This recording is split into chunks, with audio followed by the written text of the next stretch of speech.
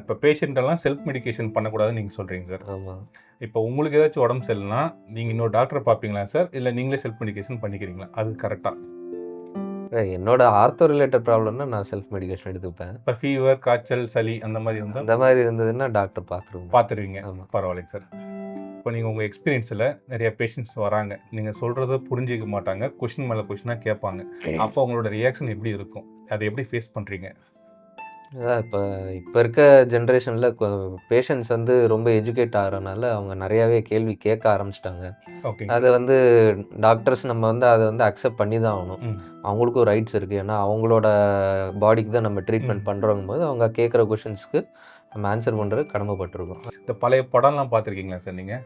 அதில் திடீர்னு இந்த ஹீரோயின்லாம் மயக்கம் போட்டு வந்தோடனே வீட்டில் இருக்கிற வேலைக்காரங்க இல்லை வயசான பாட்டிமா வந்து நாடி பிடிச்சி சொல்லுவாங்க, குடும்ப வருஷம் ஆயிடுச்சு, குழந்தை பிறக்க போகுது, கன்சீவாக இருக்காங்கன்றோம். அது மாதிரி உங்களுக்கு யாருன்னா கையை பிடிச்சி பார்த்தா சொல்ல தெரியுமாங்க சார்?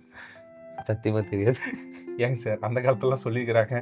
அந்த மாதிரி எதுவும் எனக்கு சொல்லி சொல்லி இந்த பல்ஸ் பார்த்தா தெரியுமாங்க சார்?